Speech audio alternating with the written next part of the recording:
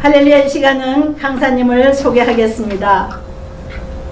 김호근 목사님께서는 남영주은혜교회 담임이시고 우리 하나님 앞에 충성된 종이기에 기독교 교육방송 주강사로 우리 하나님이 부르셔서 부시 설교를 주로 많이 하시는 강사님이십니다. 오늘 은혜의 말씀은 욥기서 23장 10절을 가지고 나오셨고 은혜 받을 제목은 새 역사를 위한 하나님의 손길입니다. 우리 하나님이 크신 은혜가 이 시간 임할 수 있도록 우리 다 같이 통성으로 기도하겠습니다. 오 할렐루야. 주 성령님 오시옵소서. 주께서 사많은 영혼들에게 주의 성령의 담비를 부어주시며 창밖에는 눈과 비가 내리고 있사오나 우리의 마음속에는 주의 성령의 단비가 임할 수 있게 하옵소서. 주여 귀한 사단의 말씀을 통해서 새롭게 변화되는 저희들이 신명이 되게 하여 주시고 목마르고 가난 신명 위에 주님의 생수의 말씀을 주시고 귀한 사단님 성령의 두루마기를 입히시사 온전히 주의 마이크만 되게 하시고 주 성령께서 말씀하시도록 역사하시고 사로잡으시고 우리에게 응답의 말씀을 귀한 종을 통해서 주실 것을 믿습니다. 주여 찬양받아 주옵소서. 주여 저희들을 새롭게 하옵소서. 예수님 이름으로 기도합니다. 아멘. 아멘. 오늘 이 시간 김호근 목사님이 가지고 나오신 메시지는 욥기서 23장 10절입니다. 은혜 받을 제목은 새 역사를 위한 하나님의 손길입니다. 사회자가 먼저 23장 10절을 봉독하겠습니다. 그러나 내가 가는 길을 그가 아시나니 그가 나를 단련하신 후에는 내가 순금같이 되어 나오리라. 아멘. 아멘. 할렐루야. 귀한 사자님 나오실 때 은혜 받기 위해서 기쁨으로 환영하십시다. 할렐루야. 할렐루야. 할렐루야. 네, 잠시 기도하겠습니다. 살아계신 아버지 하나님 감사합니다. 오늘날 저희들에게 우리 하나님을 아버지로 허락하셔서 이제 저희들이 하나님의 백성이요 하나님의 자녀로서 하나님의 영광을 위하여 아버지 살게 하시니 감사를 드립니다. 오늘 저희들 하나님의 말씀이 없이는 하나님의 뜻을 알 수 없고 또한 그렇게 될 때에 저희들은 앞날을 알 수 없사오나 오직 하나님의 말씀 가운데 하나님의 뜻을 밝히 깨달아 알고 그 속에 하나님의 계획하심과 하나님의 뜻하심이 무엇인지를 알게 될 때에 저희들은 더욱더 하나님께 연합하여 저희들이 더욱더 하나님께 가까이 나아가 하나님의 그 모든 행하신 일들을 기대함으로 그 모든 마지막 날에 하나님의 영광에 참여하는 저희들이 될 줄로 믿습니다. 아멘. 하나님 오늘 이 시간 말씀에 주장하여 주셔서 오직 하나님의 그 음성 하나님의 뜻이 하나님의 마음이 저희들 가운데 전해지게 하여 주옵소서. 아멘. 예수님의 이름으로 기도드립니다. 아멘. 할렐루야.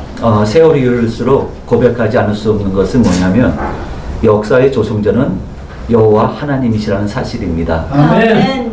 네, 우리가 인간의 역사를 이렇게 쭉 돌아보면은 그 인간들이 스스로 역사를 이루어가는 것 같지만 그 속에는 깊은 하나님의 섭리가 담겨져 있고 결국 뒤돌아보면 하나님의 뜻대로 세상 역사가 이루어진다는 것을 볼 수가 있습니다. 아멘. 예를 들면 이스라엘 백성들이 이제 하나님의 은혜 가운데 한 민족으로 형성이 되고 그리고 그 백성이 하나님의 백성으로서 하나님의 거룩한 뜻을 품은 민족으로 하나님께서 세우셨지만 이 백성들이 하나님의 은혜 가운데 있다 보니까 하나님을 잊어버립니다.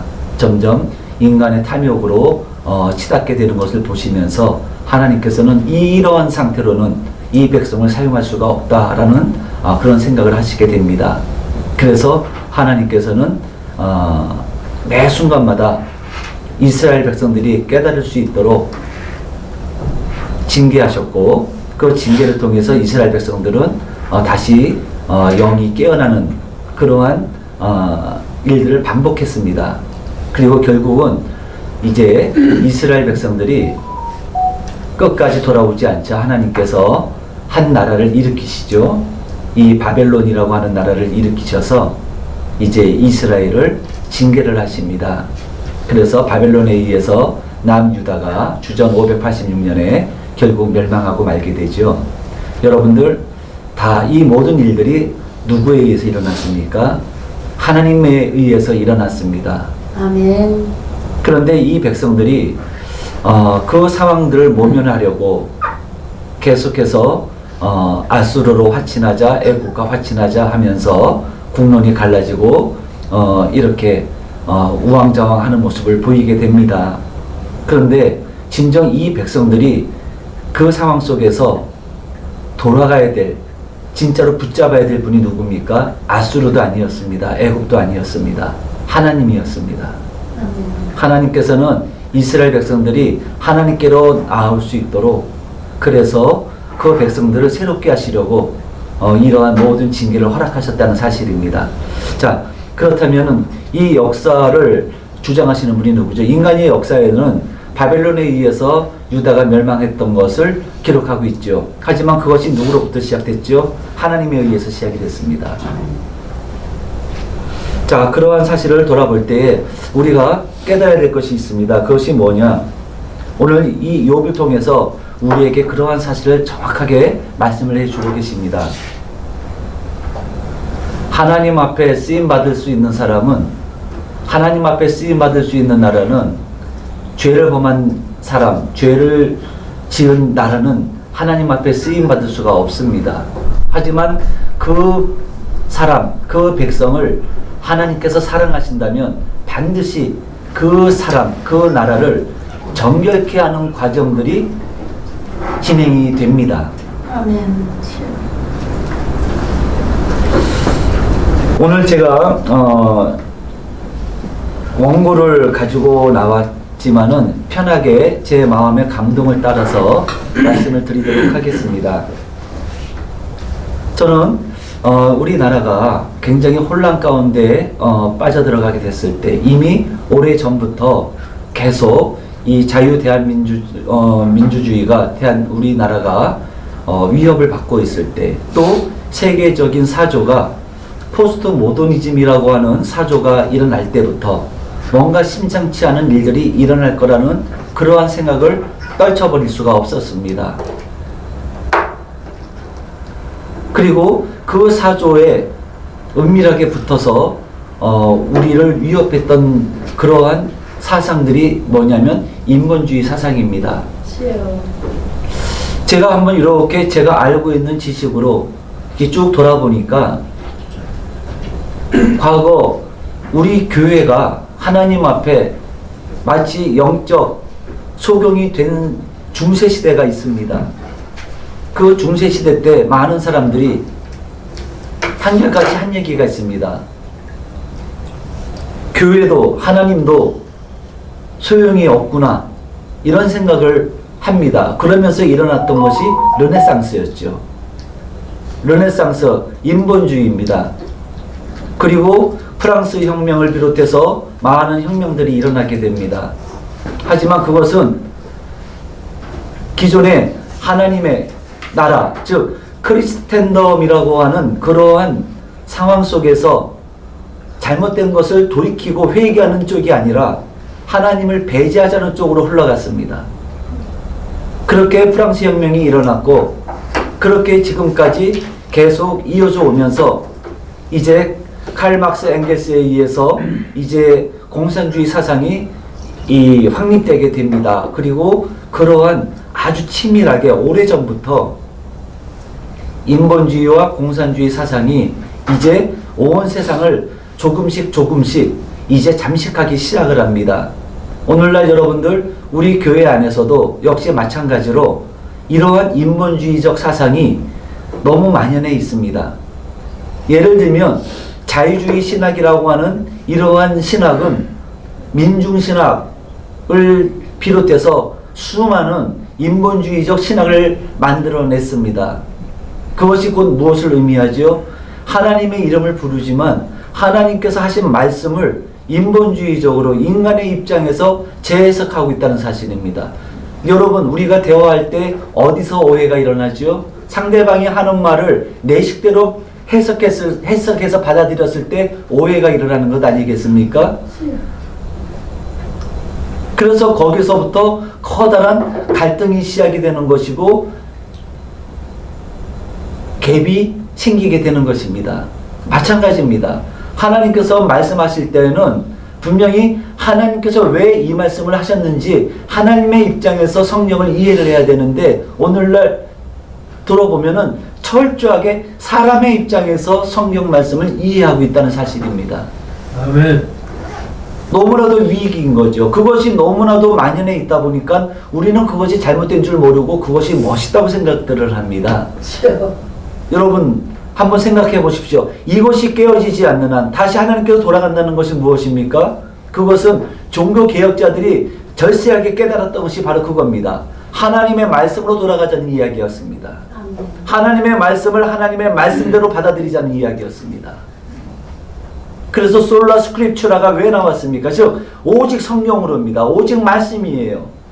말씀을 특정 어떤 목회자나 어떤 특정 지식인들이 재해석하는 그런 말씀이 아니라 순전하신 하나님의 말씀을 오직 그 말씀대로 성령의 인도하심을 받아서 조명하심을 따라서 하나님의 말씀 앞에 우리가 완전히 굴복하는 것입니다.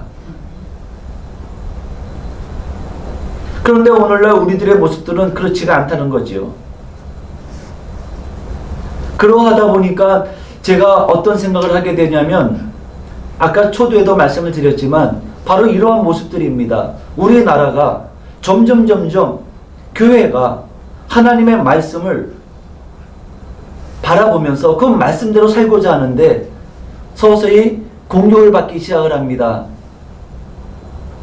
극우다 또는 근본주의다 이런 프레임을 씌워가지고 하나님의 말씀을 하나님의 말씀대로 받아들이고 하나님의 말씀에 순종하고자 하는 모든 신앙의 행위를 진부한 과거의 잘못된 신앙적 유산으로 치부하면서 그렇게 공격을 하고 있는 세상이 되었습니다. 저는 지금도 잊혀지지 않는 게 있습니다. 2007년도 샘물교회 아프가니스탄 23명의 그 자원봉사자들이 이슬람 세력의 무장단체에 의해서 납치되었을 때의 그 일을 저는 지금도 너무 강렬한 인상이 있습니다. 그게 뭐냐? 그때가 언제냐면 1908년, 1907년 평양 대부흥의 사건이 이제 100주년이 해였습니다. 한국교회가 전부 다 뭐라고 했습니까? 그 평양 대부흥을 다시 이루자. 이 100주년 이해에 이루자라고 했는데 그 사건이 일어난 겁니다. 많은 사람들이 왜 가지 말라는 곳에 가서 그렇게 나라를 힘들게 만드냐고 그렇게 공격을 했습니다. 거기까지는 이해가 됐습니다. 그런데 교회들이 하나씩 일어나서 그러한 사회적 분위기를 반영하면서 교회가 교회를 공격하기 시작을 했습니다. 너무 무모한 선교 활동이요, 너무 무모한 자원봉사 활동이라는 것입니다. 처음에는 저도 잠깐 흔들렸습니다. 이게 무슨 상황인가? 그런데 분명한 것은 그 당시에 말씀을 통해서 하나님께 주신 강력한 감동이 있었습니다. 그것이 무엇이냐? 그렇다면 사도 바울이 복음을 증거할 때에 가지 말라는 곳 안 갔습니까? 가는 곳마다 환난과 핍박이 기다렸고 있었고 위협을 당했습니다. 그런 상황 속에서 복음을 증거했던 것입니다. 그것을 생각을 하게 하시면서 이제는 저에게 공격해오는 많은 질문들이 바로 그런 내용이었죠. 왜 그렇게 신앙생활을 해야 되느냐는 것입니다. 무모한 신앙생활은 이제는 안 통한다는 것입니다. 좀 신앙생활을 해도 세련되고 모든 사람들이 이해할 수 있는 그런 상태에서 신앙생활을 해야 된다고, 목회도 그렇게 해야 된다고 이 얘기를 합니다. 합리적으로, 논리적으로, 설득력 있게 목회를 해야 된다고 이야기를 합니다. 여러분, 맞는 말 같죠? 하지만 여러분들이 여기서 놓치고 있는 것이 있습니다. 하나님의 말씀이 무엇을 말씀하고 계시는지를 놓치고 있다는 사실입니다. 그리고 나서 저는 지금도 참으로 안타까운 일이, 그때 평양 대붕을 이루자고 한결같이 일어나서 외치던 교회들이 그 사건으로 말미암아 찬물 껴안듯이 싹 죽어버렸습니다. 여러분, 이게 바로 오늘날 우리의 모습일 수도 있겠습니다. 지금 갈라져 있는 것은 이 상황들을 바라보면서, 시대적 상황들을 바라보고 이 국가에 처한 이 상황들을 바라보면서 교회들이 어떻습니까? 한 목소리입니까? 아닙니다. 둘로 나누어져 있습니다. 교회도 치열하게 지금 갈라져서 갈등하고 있습니다. 그렇다면 우리는 이제 무엇을 기준으로 이 상황들을 바라보아야 되겠습니까? 하나님의 말씀이지요. 성경을 통해서 하나님의 말씀을 깊이 묵상하며 바라보면 하나님의 뜻이 무엇인지를 알게 됩니다.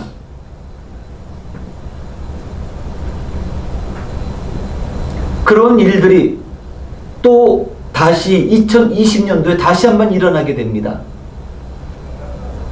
코로나 사태였습니다. 그때 교회는 예배를 드릴 수 없었고, 그때 교회는 모일 수가 없었습니다.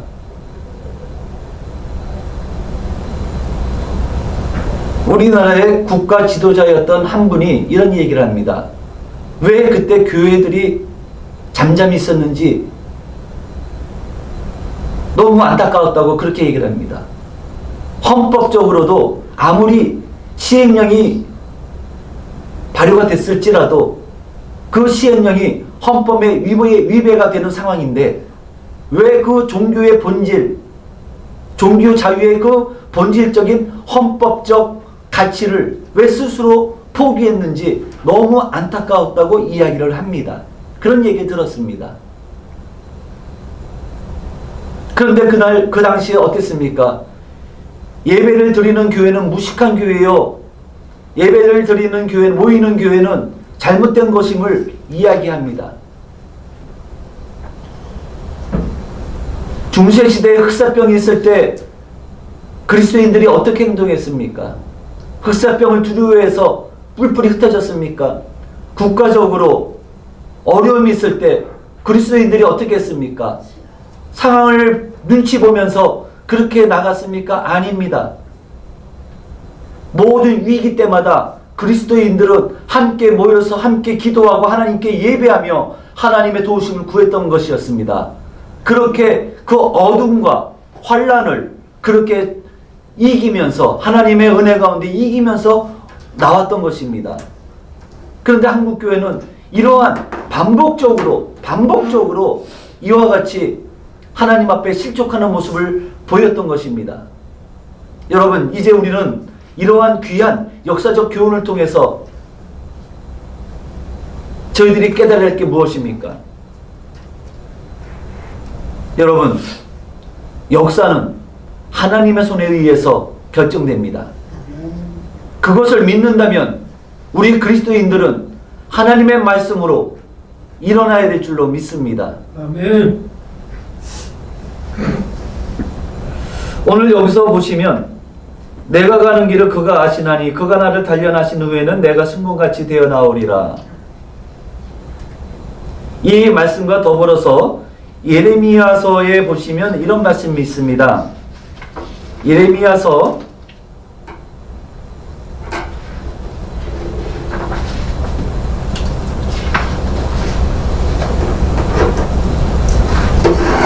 30장 17절로 18절에 보시면 이런 말씀이 있습니다. 여호와의 말씀이니라.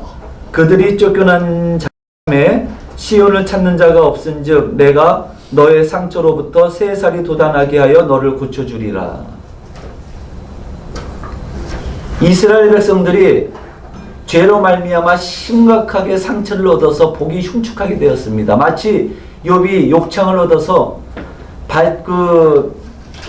기와장으로 자기 몸을 긁어서 몸이 형편없이 망가진 것 같은 그러한 상태로 보이고 있는 것이 그 당시의 죄로 말미암아 허물어진 이스라엘의 모습이었습니다.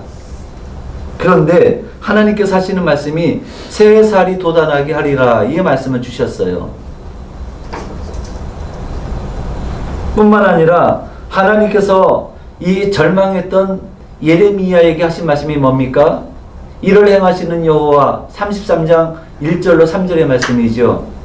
이를 행하시는 여호와, 2절의 말씀입니다. 이를 행하시는 여호와, 그것을 지으시고 그것을 성취하시는 여호와 하나님께서 예레미야에게 하신 말씀, 너는 내게 부르짖으라, 내가 내게 응답하겠고 내가 알지 못하는 크고 비밀한 일을 보이리라, 이렇게 말씀하셨어요. 그렇다면 여러분들 지금 이 상황이 어떤 상황입니까? 하나님께서 바벨론을 통해서 이스라엘, 죄로 무너진, 죄로 말미암아 허물어진, 진짜 고침을 받을 수 없는 그 중병에 걸린 이 이스라엘 백성들, 바벨론에 의해서 처참하게 무너진 이스라엘 이 백성들에게 하시는 말씀이 무슨 말씀입니까? 그것이 이스라엘을 하나님께서 버리셨다는 얘기가 아니라 하나님의 그 깊으신 뜻이 있었다는 것을 예레미야에게 말씀하고 계십니다. 그게 뭐냐?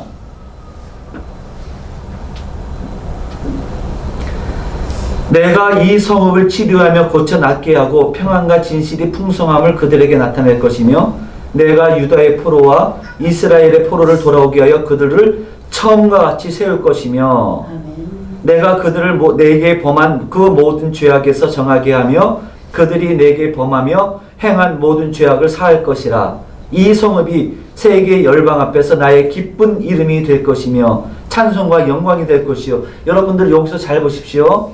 세계 열방 가운데서 이 성읍, 유다의 성읍이 어떻게 된다고요? 나의 기쁜 이름이 될 것이며 찬송과 영광이 될 것이다, 이렇게 말씀하시는데 어떻게 그게 가능하게 됐냐고요? 하나님께서 이 비록 징계하셔서 죄로 무너지고 하나님의 징계로 말미암아 황폐케 된 이 이스라엘 백성들이 다시 하나님께서 고치신다는 이야기입니다.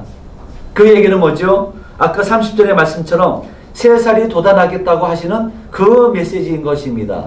오늘 이 욥기서 역시 마찬가지입니다. 욥도 똑같은 고백을 하고 있는 겁니다. 내가 가는 길을 그가 아시나니 그가 나를 단련하신 후에는 내가 순금같이 되어 나오리라. 욥이 잘못이 있습니까? 잘못 없었습니다. 동방의 당대의 의인이었습니다. 하나님께서 자랑하시는 자였습니다. 그러나 이 욥이 이제 말로 다 할 수 없는 그런 고난을 당하게 되면서 이 욥이 이제 그 가운데서 다시 한번 깨닫게 됩니다. 그리고 나서 고백하는 내용이 뭐냐? 17절에 보시면 내가 두려워하는 것이 어둠 때문이나 흑암이 내 얼굴을 가렸기 때문이 아니라고 그렇게 고백을 합니다. 여러분, 무슨 얘기일까요? 우리들은 보통 우리가 이와 같이 그 많던 재산 전부 다 없어지고 불의하게 다 빼앗기고 그 많던 자녀들 다 죽고 자기는 중병에 걸려서 치유할 수 없는 병에 걸려서 처참하게 제 가운데 앉아서 그렇게 이제 사람의 형상을 알아볼 수 없을 마치 문둥병이 걸린 것처럼 그렇게 흉측하게 망가진 그러한 상황 속에서 만약에 우리가 그런 상황이 되었다면 우리들은 어떻게 하겠습니까? 그 상황을 한탄하겠죠. 탄식하겠죠. 그런 일들을 두려워하겠죠. 그런데 지금 그 상황 속에 있는 욥은 그것 때문에 두려워하지 않는다고 얘기합니다. 아멘.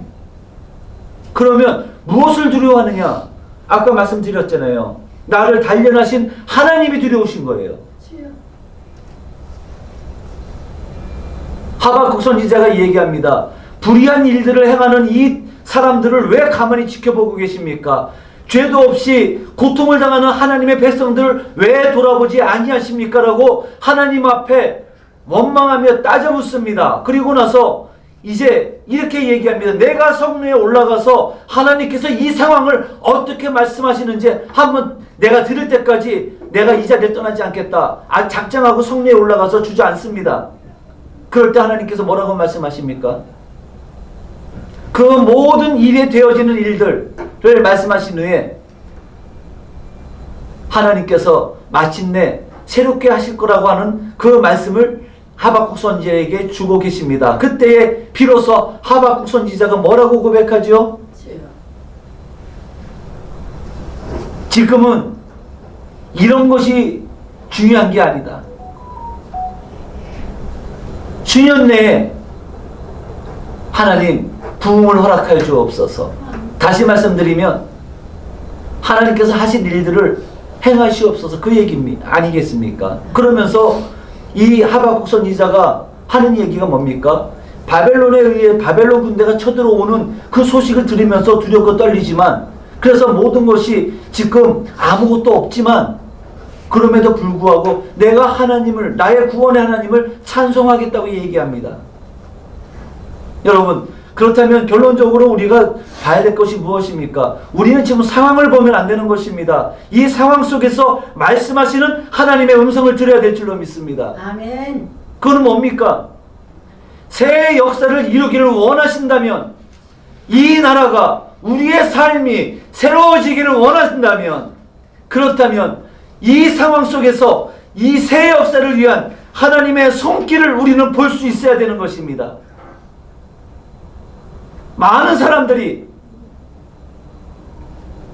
잘 살고 잘 되니까 내 능력인 줄 알았습니다. 하나님을 떠납니다. 그런데 하나님께서 그 사람의 모든 것들을 가져가시고 완전히 망했을 때, 그때 비로소 정신 번쩍 들어서 하나님께로 돌아온 사람들이 얼마나 많이 있습니까? 하나님 도움 없이, 하나님 없이 잘 살 수 있을 것만 같아서 그렇게 하나님을 떠났는데, 떠나고 보니 탕자처럼 기근이 찾아오고 자기가 할 수 없는 그러한 상황 속에 처해져 있다 보니 어떻습니까? 그때서 비로소 하나님을 깨닫게 되는 것입니다. 그렇다면 우리는 무엇을 알게 됩니까? 하나님께서 그 사람을 버리시기 위해서 그렇게 모든 것을 다 빼앗아 가셨습니까? 아닙니다. 그 가운데 있는 모든 죄악된 것들을 전부 다 허물어버리고 그 안에서 새살이 돋아나게 하셔서 정문같이 만들어서 하나님께서 사용하시려고, 하나님께서 그와 같은 일을 행하신다는 사실을 우리가 알 수가 있습니다. 여러분, 그렇습니다. 하나님께서 하시는 말씀입니다. 내가 너희를 향한 내 마음을 내 생각을 내가 하나니 재앙이 아니라 평안이라고 말씀하셨어요. 재앙이 아니라 평안이다. 여러분, 우리가 죄가 있는 상태로 하나님 앞에 쓰임받을 수 있습니까? 절대로 쓰임받을 수 없습니다. 죄가 있는 상태로는 쓰임받을 수가 없습니다. 하나님 앞에 정결함을 힘입을 때에 우리가 쓰임받을 수가 있는 것입니다. 그러하기에 하나님께서 우리에게 은혜를 베풀어 주셔서 비록 아프고 힘들지만 하나님께서는 우리의 죄를 깨끗하게 정리하게 하시는 것입니다. 그것이 무엇입니까? 새해 역사를 새롭게 시작하시기 위한 하나님의 손길입니다. 이 하나님의 손길을 우리가 받아들여야 될 줄로 믿습니다. 아멘. 겸손하게 하나님 앞에 무릎 꿇고 우리는 우리의 허물을 고백하며, 또한 새롭게 새 역사를 창조하실 그 하나님을 바라보며 소망하며 우리는 그렇게 기도하며 하나님의 긍휼을 구하는 저희들이 되어야 될 줄로 믿습니다. 성도 여러분, 말씀을 마치겠습니다. 그렇습니다. 하나님께서 기뻐하시는 자에게는 하나님께서는 반드시 어떤 과정을 거치느냐, 우리가 가야 될 길이 어느 길인지를 하나님이 잘 알고 계시다는 거예요. 내가 가는 길을 그가 아시나니 그가 나를 단련하신 후에는, 이 모양 저 모양으로 하나님은 우리를 단련하십니다. 단련의 목적이 뭡니까? 고난을 당한 자가 죄를 그쳤다고 말씀하고 계십니다.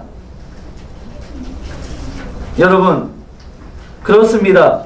하나님께서 나를 단련하시는 것은 나를 멸망시키시기 위함이 아니라, 나를 버리심이 아니라, 이 단련하시는 하나님의 손길을 받아들일 때에 비로소 우리는 정금같이 하나님 앞에 정결한 모습으로 다시 서게 될 줄로 믿습니다. 그러므로 여러분, 하나님의 선하심을 의지하면서 오늘도 하나님께서 하실 일을 기대하면서 새 역사를 창조하시고 새 역사를 위하여 하나님께서 일하시는 것을 깨닫고 하나님 앞에 오직 하나님만 바라보며 하나님께 영광을 올려드리며 하나님께서 하실 일을 감사함으로 우리가 하나님 앞에 영광을 올려드려야 될 줄로 믿습니다. 마지막으로 말씀으로 마치겠습니다. 아무것도 염려하지 말고 오직 모든 일에 너희 구할 것을 감사함으로 하나님께 아뢰라. 아멘. 기도하겠습니다.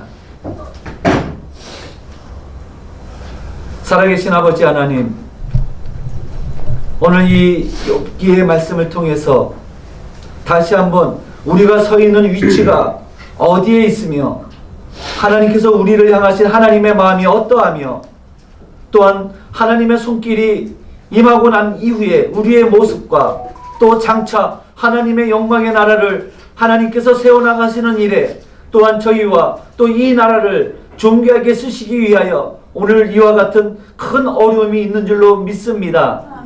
하나님, 긍휼히 여겨 주옵소서. 우리의 구원의 하나님을 찬송하며 영광을 올려드립니다. 하나님, 깨닫게 하여 주옵소서.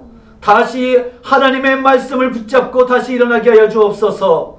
이 세상 가운데 온 세상을 아버지 하나님 덮고 있는 이 어둠의 이 세속화, 하나님 인본주의, 하나님 그 속에서 깨어나게 하여 주옵소서. 아멘. 하나님을 하나님으로 고백할 수 있는 그러한 참된 신앙의 고백을 하는 백성들이 다시 각성하고 회개하고 일어나게 하여 주시옵소서. 아멘. 예수님의 이름으로 기도드립니다.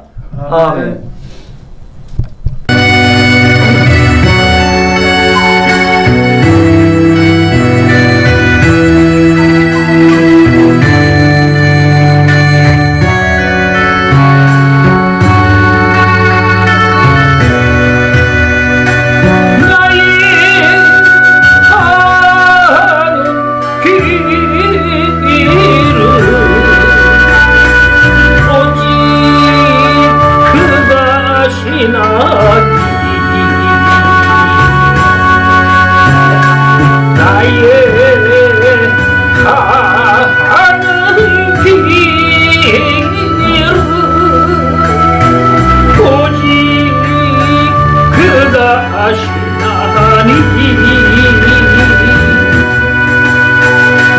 그가 나를 단련하신 후에는 내가 정금같이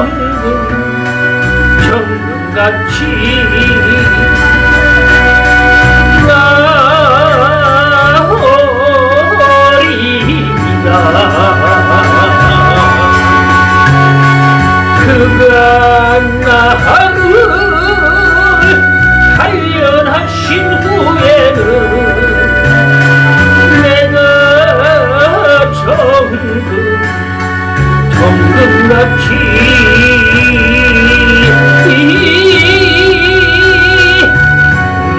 나오리라.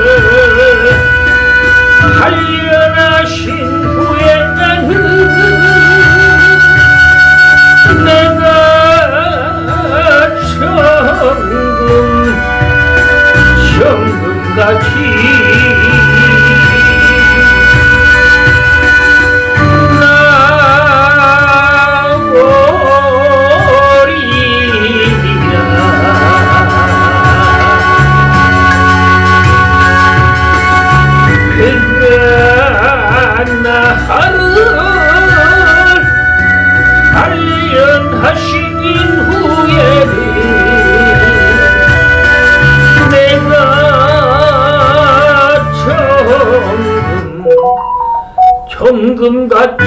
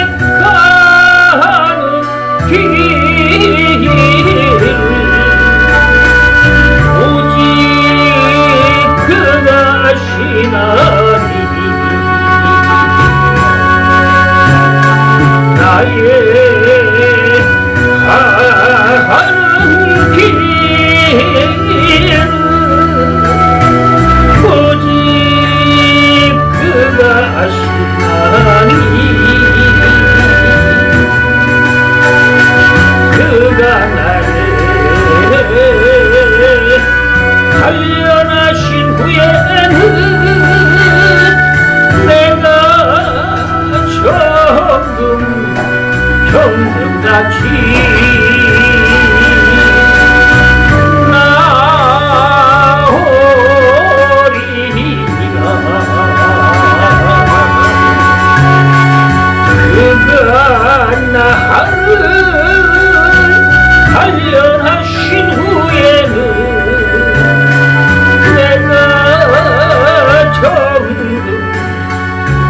정금같이